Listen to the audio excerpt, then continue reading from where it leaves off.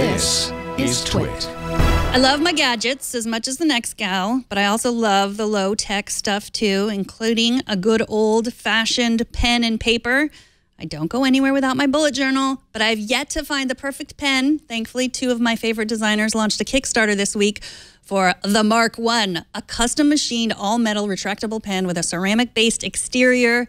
It is not a digital pen, but to say that it is just a pen would not do this pen the justice it deserves. Here to tell us about it is Dan Provost, co-founder of Studio Neat and co-creator of the Mark I. Welcome to the show, Dan.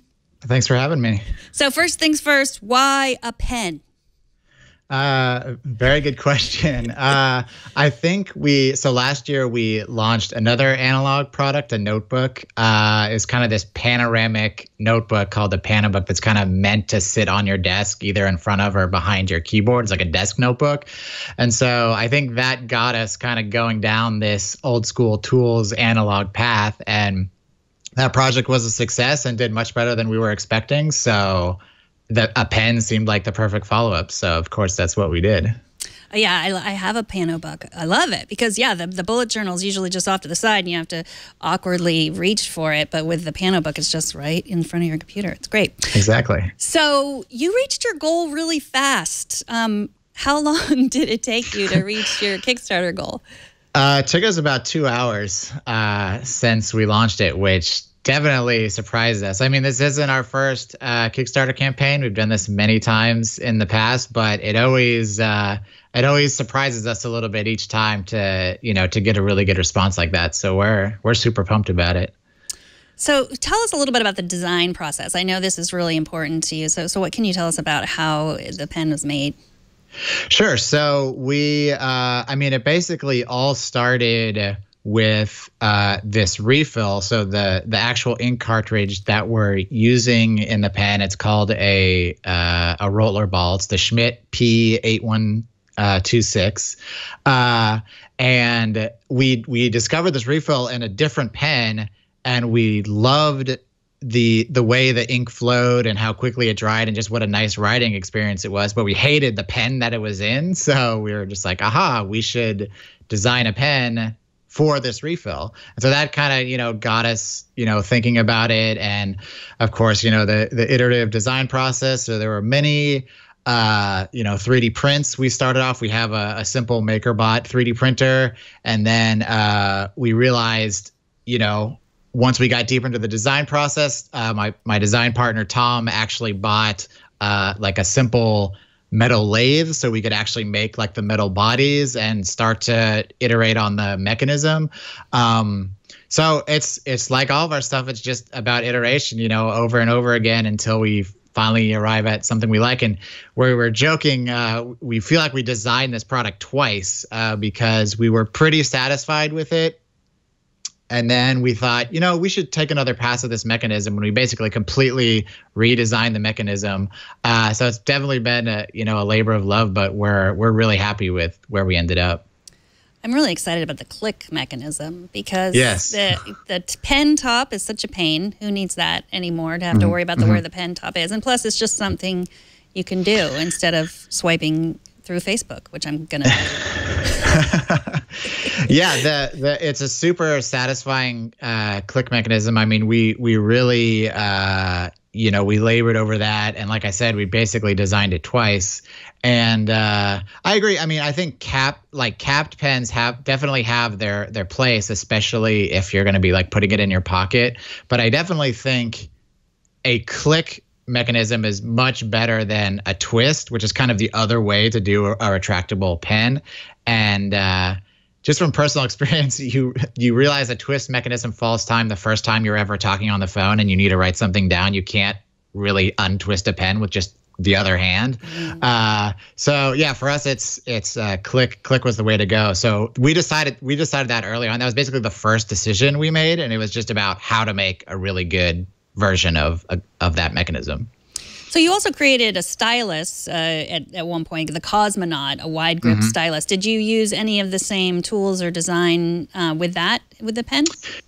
Not at all. No, I mean, there's a chance that we will use the same manufacturer, because the the core of the cosmonaut is aluminum, and it's like a lathed aluminum piece. So we're kind of getting quotes from different manufacturers here in the U.S., but we could use the same manufacturer, which would be kind of a funny thing. They make some other parts for us too, for the glyph and stuff. So it is interesting. So this cosmonaut was back in 2011. So it's funny that we're returning to writing instruments, but a more low-tech variant.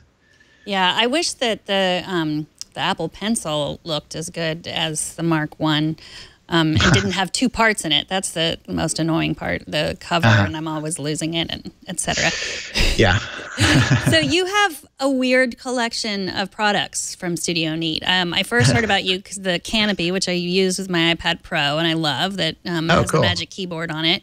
And then you have the Pano book and the Cosmonaut, and you also have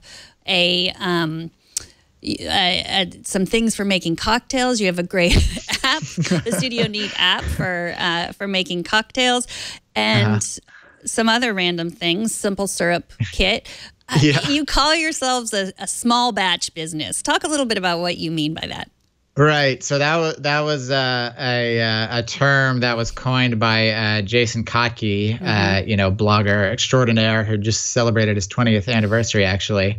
But we really liked that term because basically to us, what it means is we're a company that has kind of made the very intentional decision to stay small. So Studio Neat started basically by accident with just Tom and I, and we remain the only two employees. Like, it's still just to us. So this is the two of us. So this is a very intentional decision.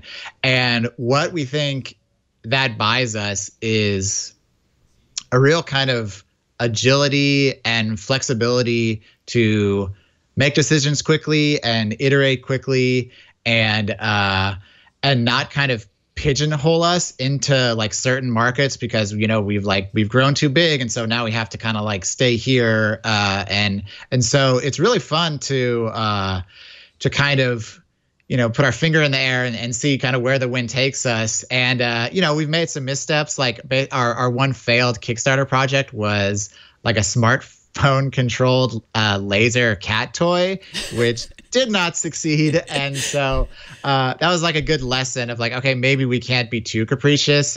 We have to kind of, understand who our audience is and things like that. But it's been a lot of fun to just basically listen to kind of our own intuitions and where we see problems in our own lives that maybe design could be a solution there. And so it's a lot of fun, and it's kind of surprising to me that we are able to exist without having necessarily a coherence between products, except, I guess you could ask our customers and they would maybe argue that there is kind of this thread of, simplicity and, good design and stuff. But in terms of the product categories, it's all over the place. So I don't know. It's been fun. Yeah, I definitely think I like how simple they are. And they're all kind of a way to, you're obviously a tech-ish person and a tech guy. And, and those, we appreciate a certain, I don't know, maybe it's the design aesthetic. I don't know. I probably would also not have backed the cat toy, dog toy perhaps, but I'm glad that you pivoted from cat toys. Us too. So lots of people, everybody has a novel in them and everybody thinks they have, a problem they can solve. But, most of us don't actually go and do it. Like you've already given us some good advice on how you keep it simple and easy. But what advice do you have for people out there that, like I could do something like that? What would you suggest? Well, I think it's a really nice time and people should be encouraged where I think there's never been an easier time to do something, to make your idea a reality. So if you just look at the design process, all the tools we have access to, there's, if you're making a physical product, there's freeware 3D modeling programs. You can send your models off to Shapeways or something like that to get it 3D printed for a nominal cost. If you're making something digital, obviously there's a plethora of tools for doing that. And then these things like Kickstarter are just so amazing.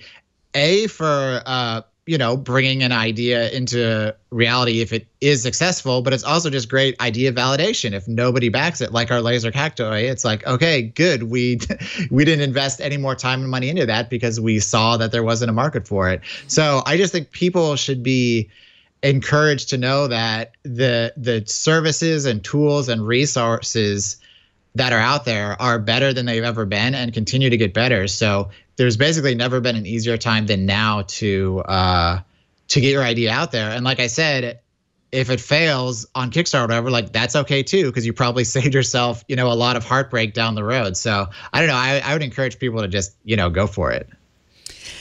All right. So the cost, it's $50 now if you back the Kickstarter, right, for one pen. And then eventually it'll be in the $65 range? Yeah, still to be determined, but yeah, it's probably going to bump up a little bit after Kickstarter. So basically, if you want to get the best deal, then you should jump on the Kickstarter. Awesome. And we had a question in the chat room. Is it good for lefties, left-handed? Yes, it totally is. So one of the traits of the refill we're using is that the ink dries quite quickly, so it is good for that. But the pen takes a style of cartridge that's called a Parker style refill. And so if you're not satisfied with the refill that it ships with, you can swap it out with something that is even better for that case, like a gel or something that dries even quicker. So yeah, it's quite flexible in that regard. Well, Dan, thank you so much for joining us. Dan Provost is the co-founder of Studio Neat with Tom Gerhardt, and he is also the co-host of the podcast Thoroughly Considered on Relay FM. And you can find him at Dan Provost on Twitter. Thanks for taking the time to talk to us. Thanks for having me. Good luck with the rest of your Kickstarter.